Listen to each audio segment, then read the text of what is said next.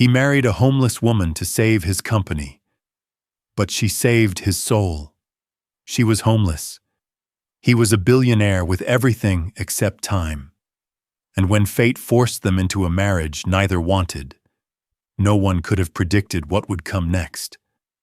What began as a cold contract under a bridge in Chicago would unravel a scandal that could destroy a media empire. But in the middle of lies, betrayal, and a past that refused to stay buried, something unexpected happened. They found the one thing they never saw coming: each other. This is a story about truth, about survival, and about how sometimes love finds you when you least deserve it but need it the most, so get comfortable. Because once this story begins, you won't be able to look away. Before we begin the story, leave a comment below, tell us where you're watching from, and subscribe to our channel so you don't miss our latest stories. Enjoy the story. Marry her. Damian Sinclair's voice, quiet but sharp, sliced through the dusty stillness of his late father's law office. He leaned back in the cracked leather chair, disbelief curling in his chest. The woman I just saw, sleeping under the Wabash Avenue Bridge. He turned to Arthur Davies, the family's longtime attorney. Is this a joke? Or did my father finally manage to script his final lunacy from the afterlife? Arthur, old and tired, didn't flinch. He simply gave a long, quiet sigh.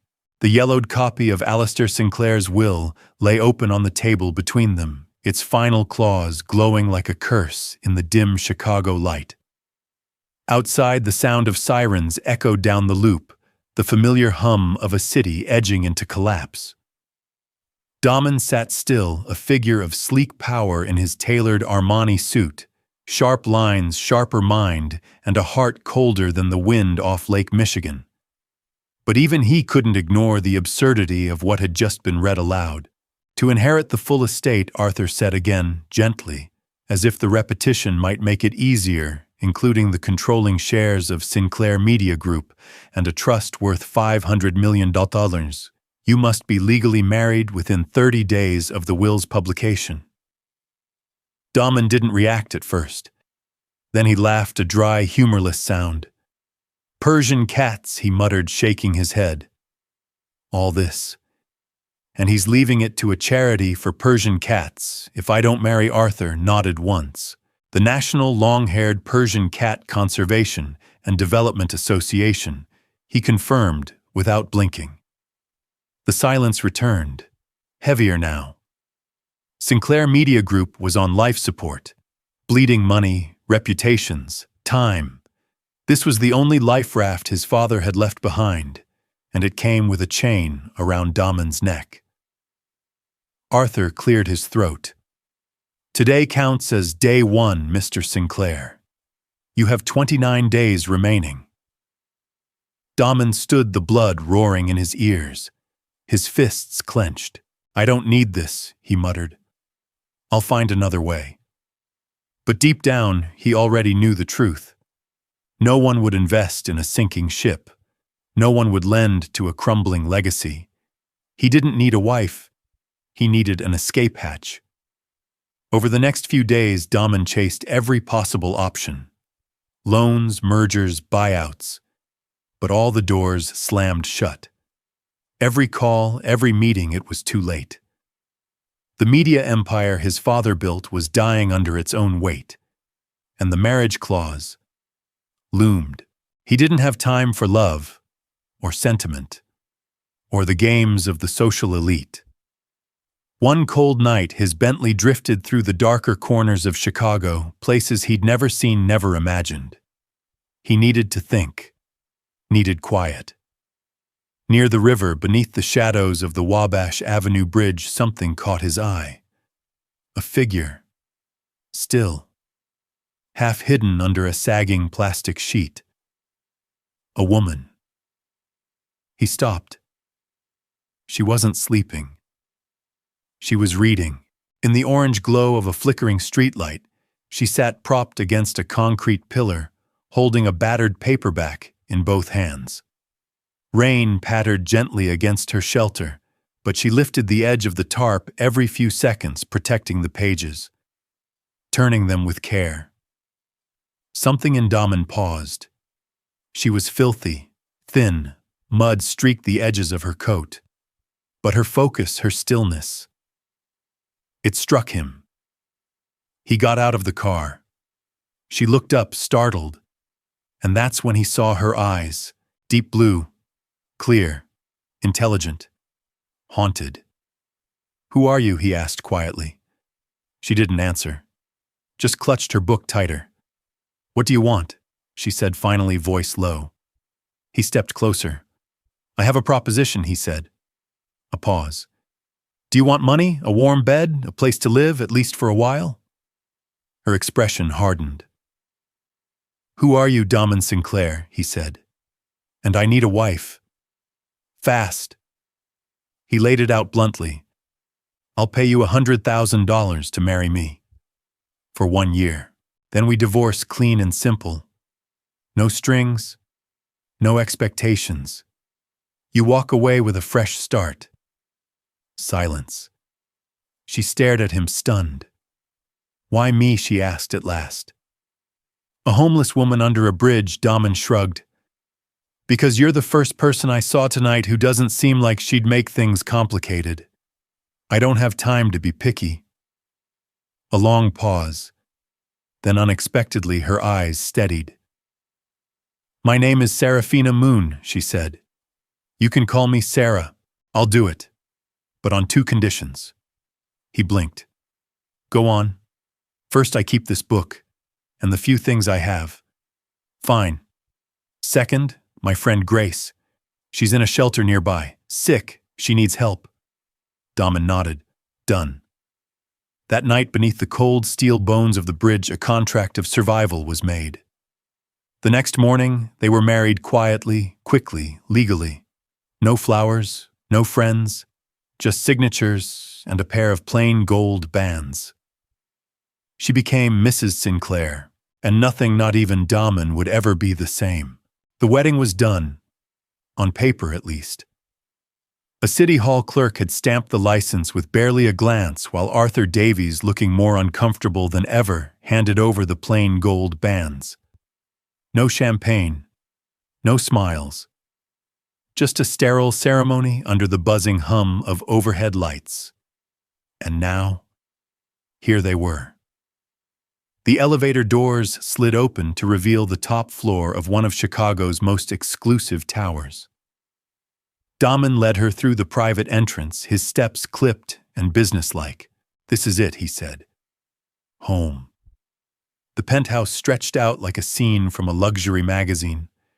Vast windows overlooked Lake Michigan's churning gray waters, while clean lines and cold palettes whispered wealth in every corner. Marble chrome glass. Nothing personal. Nothing warm. Sarah paused just inside the door, clutching her book and small bag. Her boots left faint marks on the pristine floors. She didn't belong here, and she knew it. Daman turned to her, tone flat. "You'll stay in the guest room. Second door on the left." He gestured toward a hallway without making eye contact. "There's a closet with new clothes. I had my assistant pick up your sizes. There's also toiletries, and a weekly stipend will be transferred to a card. If you need anything, ask Rosa. She's the housekeeper." Discreet. Sarah nodded slowly, her face unreadable. "And..."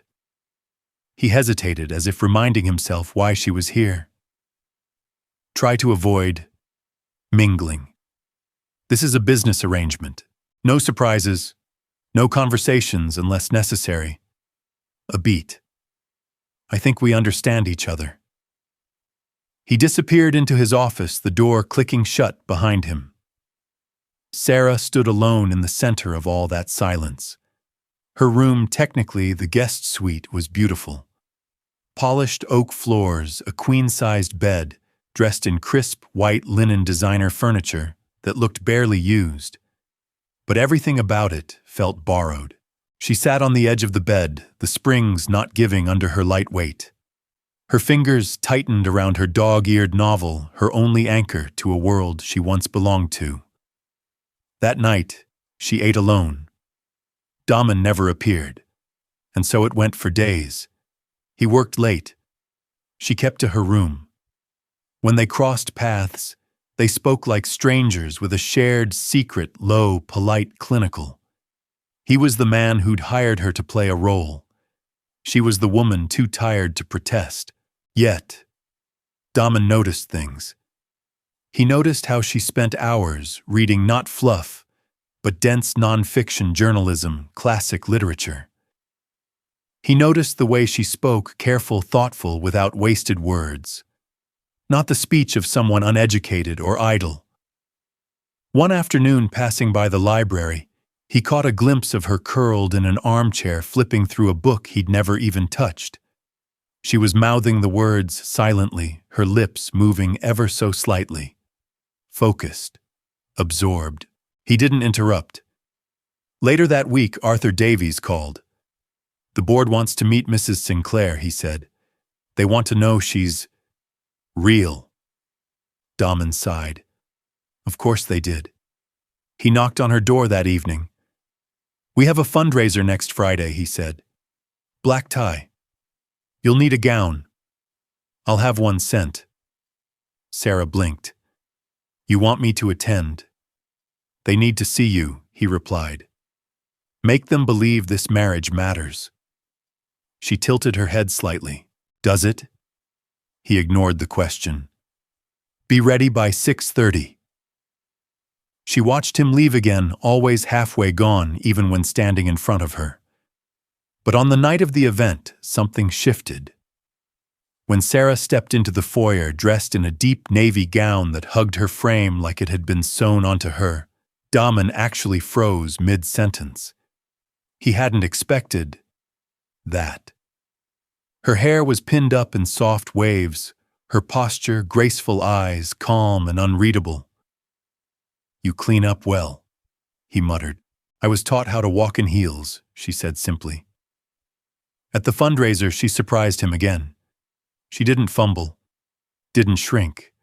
She met eyes. She listened. And when she spoke just enough, her words carried weight. People listened.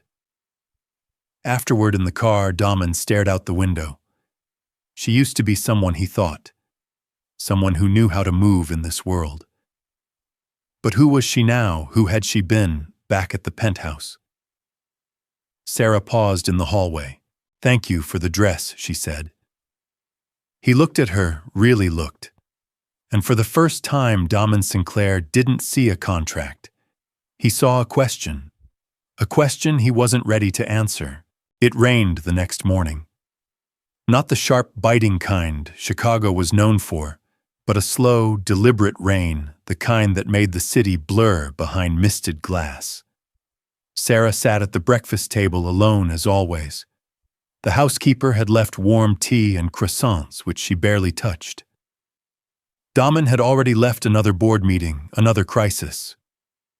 She looked out across the skyline, the lake barely visible beyond the curtain of drizzle. Her fingers absent-mindedly traced the rim of her teacup, her thoughts elsewhere, farther than this high-rise could see. That night she wandered into the library again. It had become her refuge. Not for the books, though she read them, but for the quiet. The kind of silence that didn't judge. The kind that let her remember who she had been before life had swallowed her whole. She stood in front of one of the shelves, eyes scanning the spines. Her gaze settled on a dusty hardcover near the top. The Price of Truth, a title that hit too close. She reached for it, but it was too high. A shadow moved behind her. Damian. He reached up without a word and pulled the book down, handing it to her. Their fingers brushed briefly. She murmured a soft, "Thank you," her eyes fixed on the cover. "Why that one?" he asked, arms folded. "I've read it before," she said, not looking up. "It reminds me of who I was." Damian leaned against the doorframe, watching her. "And who is that?" She hesitated, Then quietly, without emotion, someone who believed in truth, until it broke her. Silence. Damian didn't press. Instead, he crossed the room and poured himself a drink, then sat in the armchair across from her. "You know," he said after a moment, "most people in my world believe truth is just a matter of who speaks first." Sarah looked up slowly, meeting his eyes. "And you, I believe it's expensive," he replied. "Too expensive sometimes." Her lips curved barely. "Then maybe you've been paying the wrong people." It wasn't flirtation. It was something sharper, closer to challenge. He raised his glass slightly. "Touché." For the next few minutes, neither spoke. Sarah flipped through the pages of her book.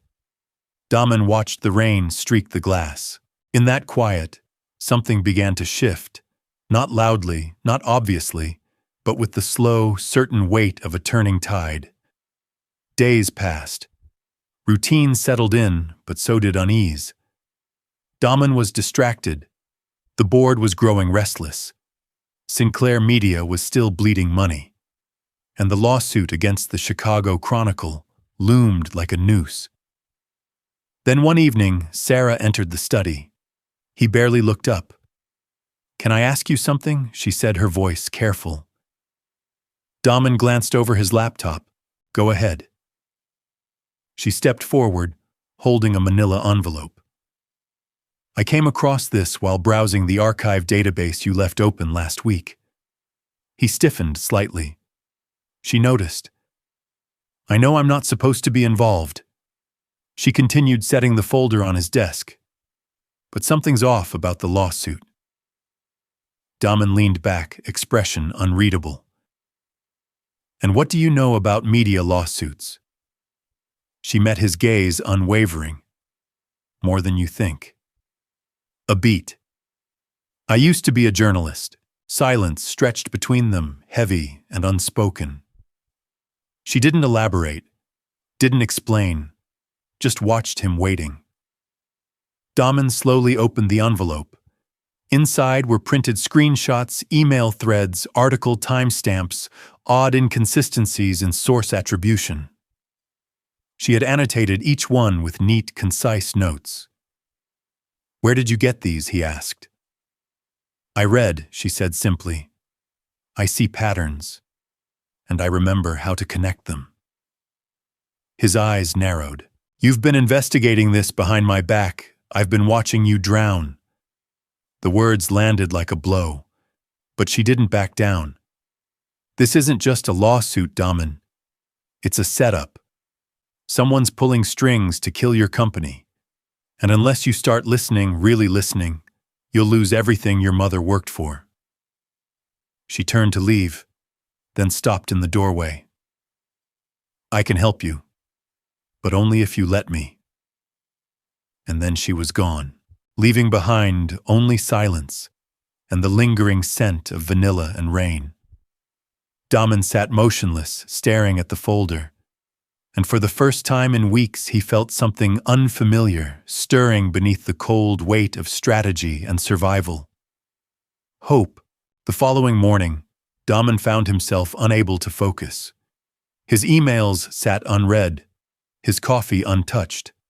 Instead, his eyes kept drifting back to the manila envelope Sarah had left on his desk. Each note she had written was clear, sharp, like a scalpel carving into a lie. No wasted words, no hesitation. There was a mind behind them, a sharp one that had once belonged to someone powerful, someone trained not just to see the truth, but to chase it. And she had been sleeping under a bridge. By the time evening arrived, Damian gave in to the pull he'd been resisting all day. He knocked softly on Sarah's door. She opened it halfway. Her hair was damp from a recent shower. She wore a simple gray sweater. The book she'd been reading was still in her hand. Neither of them spoke for a moment. Then Damian lifted the envelope. "Can we talk?" She stepped aside, letting him in. Her room looked different now. Lived in. There were 2 houseplants by the window, a scarf she'd hand-stitched draped across the chair, and the faint smell of jasmine lingered in the air. He sat down, resting the envelope on the small writing desk near her books. "You said you used to be a journalist." He began carefully. Sarah didn't flinch. She simply nodded. "I did." And now she looked out the window, her voice softer than usual. "Now I'm someone who reads more than she speaks. Someone who doesn't trust the system she once believed in." Damian studied her. "You're not just someone who used to write. You were good. The kind of good that scares people." She blinked slowly. "I've seen the way you think, the way you build arguments. You don't just have instincts, you have training." Sarah hesitated. Then quietly, like it hurt to say it aloud, "I was known as Phoenix." The name sat between them like a spark. Damian's eyes widened. Phoenix. Even he remembered the name. The investigative reporter who disappeared after exposing one of the biggest corporate corruption cases in the country 5 years ago. Omnicorp, offshore laundering, high-profile takedowns. It had been headline after headline, and then silence. He stared at her now, this woman who had seemed so small beneath a bridge, and saw her differently. Saw her strength, her survival, her ghosts. "Why didn't you tell me?" he asked. Her laugh was bitter. "And say what? Hi. I used to be someone powerful until that power got me crushed. I lost everything, Damian. My job, my apartment, my name. They made sure I couldn't rebuild. They Sterling," she said with no hesitation. "Victor Sterling had ties to Omnicorp. He funded their legal shields. When I exposed them, I exposed him too." She looked at Damian. Her eyes were fierce now. "And he never forgave me." Damian leaned back in his chair. The puzzle pieces began to fit together in his mind. Sterling's sudden interest in Sinclair Media's lawsuit, his presence on the board, his obsession with Damian's new wife. It wasn't curiosity. It was revenge. "He's doing it again," Damian muttered. "He's setting you up to fall. But this time he wants to destroy me too." Sarah nodded slowly. "And he's already started." The room was quiet except for the low hum of the city outside. Damian stood, running a hand through his hair. "This changes everything." "No," Sarah said, rising. "It reveals everything." They looked at each other for a long moment. Not as strangers, not even as reluctant allies, but as 2 people with scars that matched just in different places. "We have 2 options," Sarah said, her voice steady. "We keep pretending and let him win. Or we fight back." Damian gave a slow, measured nod. "And this time," he said, "we fight together." That night, Damian couldn't sleep. The city skyline stretched out before him, but it felt smaller now. Less like a fortress of ambition, and more like a stage set. One that could crumble at any moment. Sarah's voice echoed in his mind. Phoenix, a name that once wielded truth like a blade, now whispered quietly from the shadows. And yet here she was, still fighting. Still risking herself to help him. He didn't know what haunted her more, the betrayal or the silence that followed it. In the morning he found her in the kitchen. She was barefoot, her hair pulled back in a loose knot, sipping coffee from a plain white mug. For the first time he noticed how natural she looked there. Not like a guest, not like an imposter, but like someone who belonged. "I called Arthur," Damian said, leaning against the doorframe. Sarah looked up, waiting. "He's going to help us compile everything, the legal documents, the backdoor transactions. He believes you." She nodded slowly. "Good." Damian hesitated. "And I believe you too." A flicker passed through her expression. Not quite surprise. more like a kind of quiet, reluctant gratitude. He stepped closer. What Sterling did to you, to your life, I should have seen it sooner. Sarah turned away slightly, setting down her mug. You weren't supposed to see it. That's how people like him operate. They make the truth look like madness. Damian exhaled, the weight of guilt still pressing against his chest. And what about the truth between us? He asked quietly. Sarah paused. The silence stretched long between them. This started as a deal, she said finally. You needed a wife. I needed an escape. He nodded. I remember, but somewhere along the way she continued, her voice lower. Now I stopped counting the days on the contract. She glanced up at him. Did you? Damian didn't answer right away. Instead, he reached for her hand. Not as a businessman, not as a benefactor, but as a man who had finally realized the person standing before him was not a mistake, but a miracle.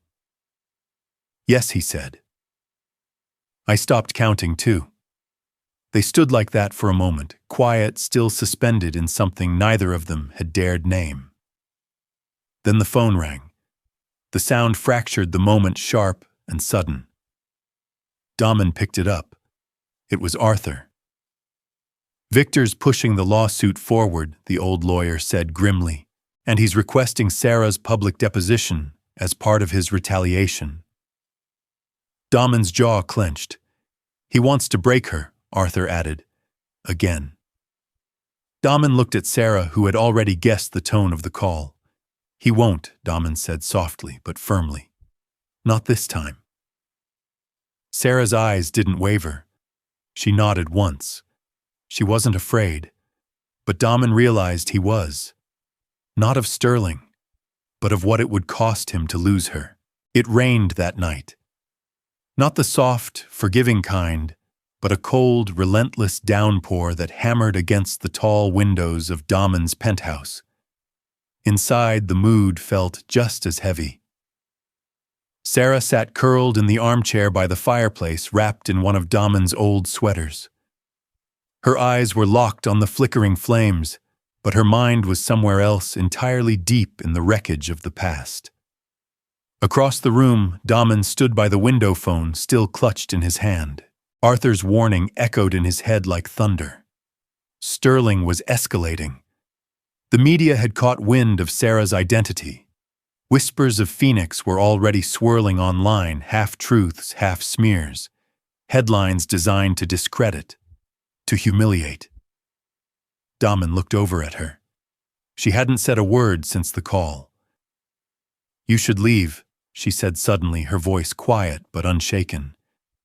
You can still walk away from this before it costs you everything. He blinked, taken aback. What are you talking about? Sarah turned to face him, her features lit softly by the fire. You've worked your whole life to restore this company. Your name, your legacy. And now because of me, you're being dragged into a war you didn't start. Damian stepped toward her, jaw tight. I didn't start it, he said, but I'm damn sure going to finish it. Their eyes locked. You don't get to walk away from me now, Sarah. Not after everything. She searched his face, for hesitation, for doubt. There was none. Just the same look she remembered seeing the night he pulled her from the rain under that bridge, equal parts stubbornness and something gentler beneath it. Maybe love. She looked down, the weight of it all pressing into her ribs. Sterling will go for blood. Then let him, Damian said. He's already tried to destroy you once. I won't let him do it again. He knelt in front of her, his voice softening. I know what this fight is going to cost, but I'm not scared of losing anymore. Sarah swallowed hard. Then we do it together. A beat passed. The rain softened against the glass. For the first time in days, she reached for his hand without hesitation. Outside, the city braced itself. Inside, two people once broken by the world, sat hand in hand, ready to set it on fire for the truth, for justice, and for each other. The next morning brought no sunlight, only a low-hanging fog that wrapped the city in silence. Sarah stood on the rooftop terrace, a mug of untouched coffee in her hand. Below her, Chicago pulsed with quiet urgency. Streetcars, distant sirens, anonymous people moving through their lives. She wasn't anonymous anymore. Phoenix was back, and the world was starting to notice. Inside, Damian was already on his third call with Arthur. The tone was clipped, focused. They were preparing a press release, one that confirmed Sarah's identity on their terms, before the media could weaponize it. Control the narrative, Arthur had said. Get ahead of it, or it'll eat you alive. Sarah wasn't afraid of exposure.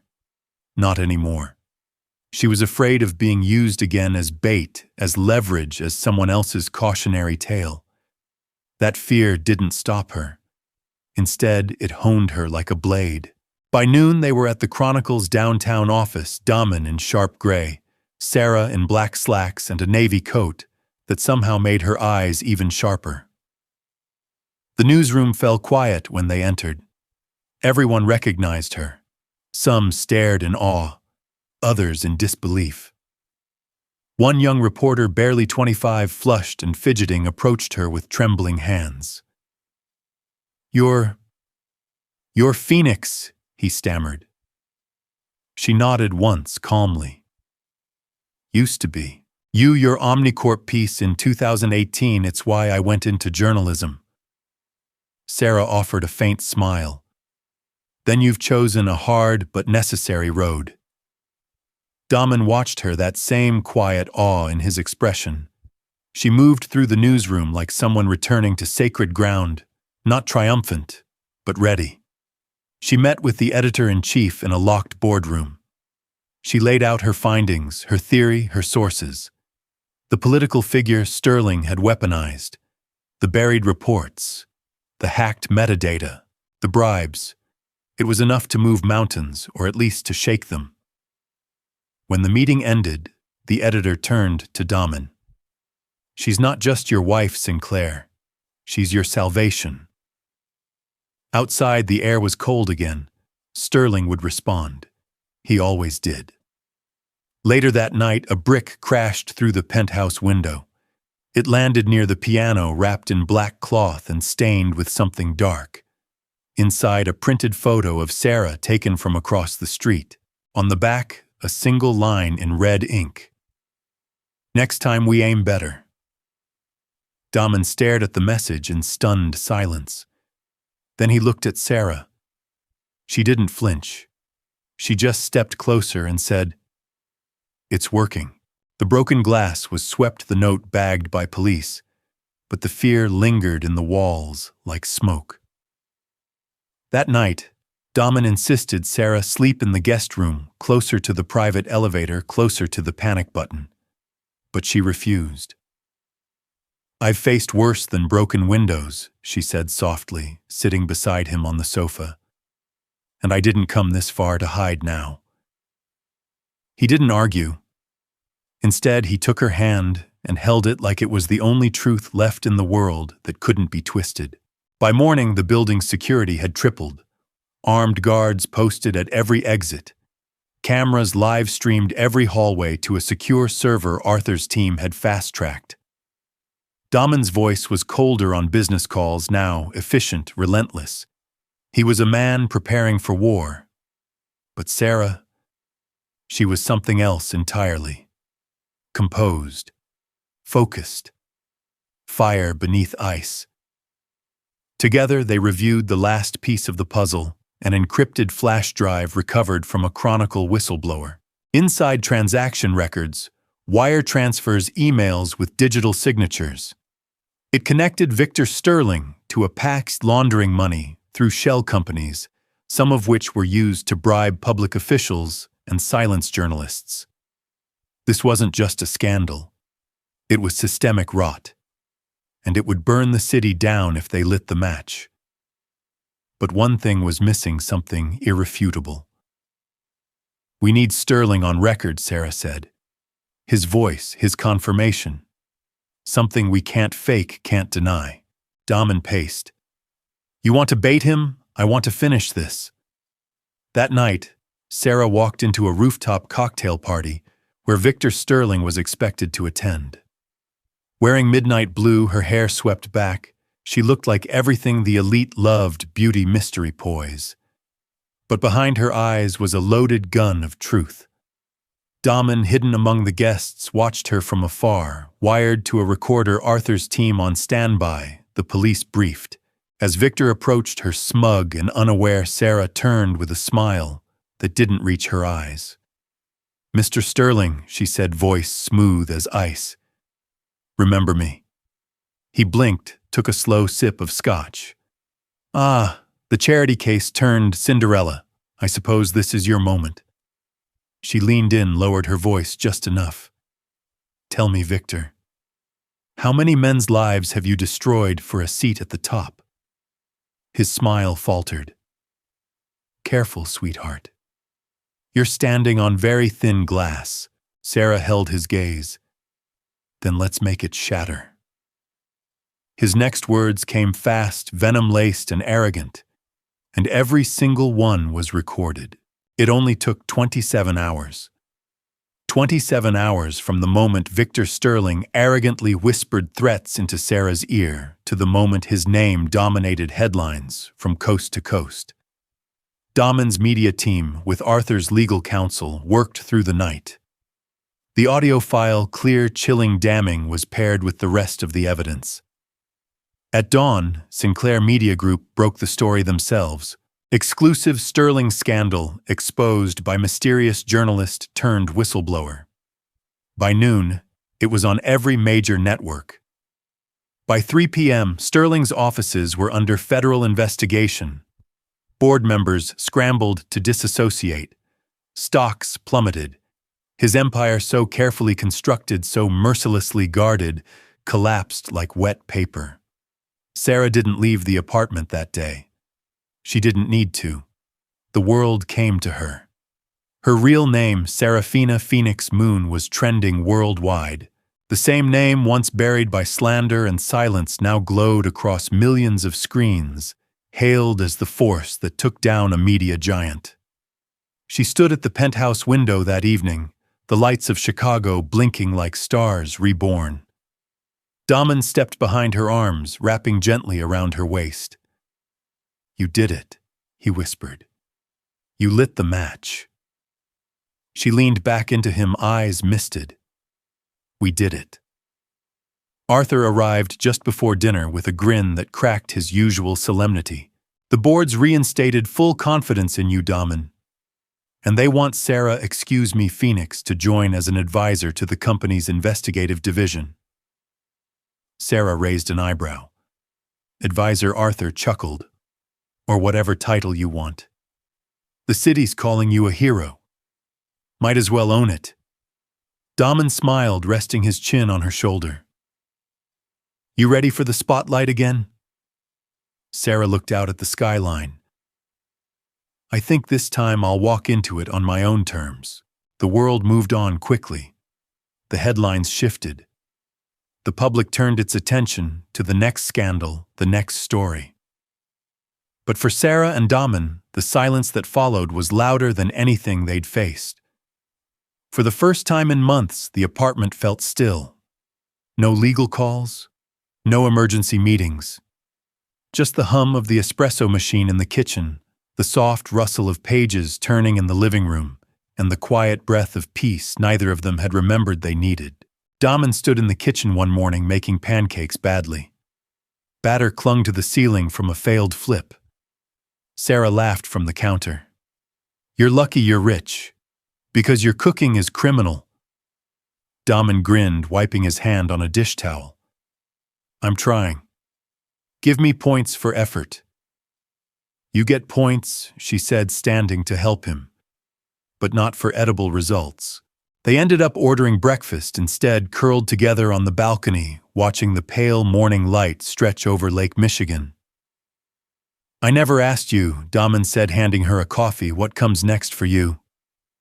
Sarah took a slow sip, the warmth grounding her. I don't know. That's the strange part. For so long, all I wanted was to survive. Then it was about proving the truth, but now... He watched her closely. Now I want to build, she continued. Something honest, something mine, maybe something for people like me who were silenced, forgotten. Damian nodded. I can help. She smiled. I know. But I want to choose this time. Not be rescued, not be offered contracts, just choose. He set down his coffee, turning to face her. Then let's build together. No terms, no timelines. Just life. She leaned into him, their foreheads touching in quiet solidarity. No contracts, no performances. Just them. That night she sketched again, for the first time in years, soft lines of bridges and books of women with fire in their eyes and truth in their hands. Damian sat nearby reading her old articles, quietly amazed at every word. Healing didn't come all at once, but it came. Together. Spring in Chicago felt different that year. The air was warmer not just in temperature but in spirit. The city, which had once felt like a battlefield, now felt like a second chance. Sarah walked along the renovated community bridge, now blooming with murals and potted lavender. Children laughed nearby, an artist played soft violin in the corner, and sun filtered through the budding trees like golden threads. This place, the same place where she had once shivered beneath a plastic sheet, had transformed. Like her. Like them. Damian joined her at the center of the bridge, 2 coffees in hand. He was relaxed in a way she hadn't seen since the beginning. Softer. Real. You nervous? He asked. She shook her head, smiling. No. Just grateful. Today was the launch of Phoenix Rising, her foundation for aspiring investigative journalists from underserved communities. A dozen mentees would be arriving soon, wide-eyed and ready to learn. It's everything you dreamed of, Damian said, watching her carefully. It's more than I dared to, she replied. And it started with a ridiculous contract and the world's worst pancakes. They both laughed.